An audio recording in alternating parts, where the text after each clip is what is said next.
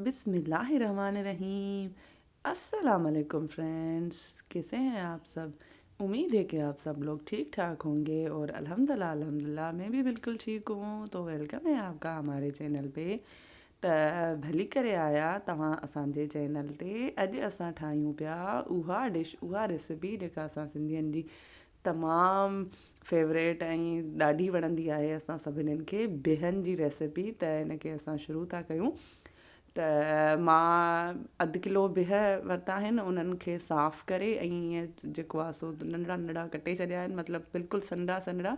ऐं उन्हनि खे हिकिड़े कप पाणी में इन्हनि खे बॉयल कयो आहे, कढ़ाई में ई गॾु विझी करे। ॿियो कुझु बि न आहे विधो। ऐं उहो मां वीडियो रिकॉर्ड करणु विसरी वई हुअसि। उनखां पोइ मां हिन में विधो आहे 3-4 चमचा सरहं जे तेल जा। तो ये भी है, ये जो है सिंधी बहुत शौक़ से खाते हैं और आई थिंक चाइनीज़ भी बहुत शौक़ से खाते हैं। तो ये इसको कमल ककड़ी भी बोलते हैं। और इसको आप साफ़ करके और इसको ऐसे छोटे छोटे टुकड़ों में काट के 1 कप पानी में आप इसको बॉयल कर लें। फिर जो है वो जब बॉयल हो जाए तो फिर जो थोड़े से गल जाएं, थोड़े से नहीं बल्कि पूरे ही गल जाएं, उसके बाद आप इसमें ऑयल डाल दें। और ये हम बना रहे हैं बिहूं की कढ़ाई। त इहे असां ठाहियूं पिया अॼु बिहनि जी कढ़ाई। ऐं उन खां पोइ मां हिन में विधो आहे साई थूम कटियल खोड़ सारी। अगरि तव्हां वटि सुकी थूम आहे त तव्हां उहा बि विझी सघो था, पर जीअं सर्दियुनि में सियारे में साई थूम मिलंदी आहे ऐं उहा तव्हां अगरि हिन में विझंदो त हुनजी ख़ुशबू ॾाढी सुठी ईंदी ऐं ॾाढी सुठे तरीक़े सां हिन जी ख़ुशबू बि अची वेंदी ऐं ॾाढो सुठो हिन जो टेस्ट ईंदो आहे। तो अगर आप लोगों के पास वो सूखी हुई लहसुन है तो आप वो भी डाल सकते हैं, और अगर हरा लहसुन है तो आप वो भी इसमें डाल सकते हैं। तो वो डाल के मैंने इसको जो है तकरीबन 2-3 मिनट के लिए भूना है, फ्राई किया है, ताकि इसकी खुशबू अच्छे से जो है वो निकल के आ जाए और ये भी थोड़ी सी पक जाए। उसके बाद मैंने तकरीबन मीडियम साइज़ के 3 टमाटर जो हैं वो काट लिए थे, और 3-4 जो है हरी मिर्च भी काट के वो हमने इसमें डाल दी। असां हिन में टमाटा ऐं सावा मिर्च कटे करे उहे बि विधा आहिनि, मिक्स करे छॾिया आहिनि।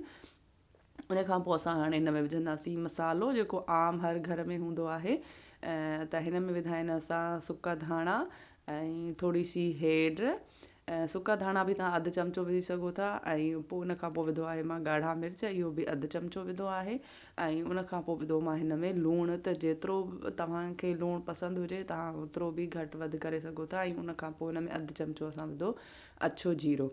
तो हमने इसमें डाला है नमक और जो है लाल मिर्च का पाउडर, धनिया पाउडर, हल्दी और जो है थोड़ा सा सफ़ेद ज़ीरा। तो ये तो मसाले हर घर में ही होते हैं जो हम हर सालन में डालते हैं। आप इन्हीं से ही ये जो है कमल ककड़ी की बिह की जो है वो आप बना सकते हैं कढ़ाई। और इसको मसालों को हम सारे सबको मिक्स करके और इसको ढक्कन दे के तकरीबन 3 से 4 मिनट तक ढक्कन दे के हम इसको पकाएंगे, ताकि ये जो है जल्दी से गल जाए। और जो आज का जो है थैंक यू है वो जाता है सवेरा नदीम ब्लॉग्स जो हैं वो मेरे माशाल्लाह। और ये फरमाइश भी उनकी ही है कि आप भी की रेसिपी दें, तो thank you so much dear. और ये आज हमने आपकी फरमाइश पूरी कर दी है। और सॉरी, पिछले वीडियो में मैंने सिंधी में थोरो सो हिकिड़ो ग़लति लफ़्ज़ चई वई हुयसि। ग़लति ईअं कि मां चवां पई कि तेज़ पत्ते खे असां सिंधी में तेज़ पत्तो चवंदा आहियूं, पर न, मूंखे यादि बि अचियो। ऐं मुंहिंजी हिकिड़ी प्यारी माशाल्लाह सिस्टर आहे, उसका जो उन्होंने मुझे बताया कमेंट करके कि न, असां सिंधीअ में हिन खे कमाल पट चवंदा आहियूं ऐं तेज़ पत्तो न आहियूं चवंदा। त उहे आहिनि 1 स्टार 24। ऐं महिरबानी अदी तव्हांजी, तव्हां मूंखे करेक्ट कयो। ऐं हाँ, त सही आहे कि असां ईअं ई चवंदा आहियूं ऐं कमाल पट चवंदा आहियूं। तो फिर उसके बाद जो बस मैंने इसको मिक्स कर दिया। और दूसरा थैंक यू जो है वो जाता है शिफा व्लॉग्स को और लाइफ स्टाइल फूड को।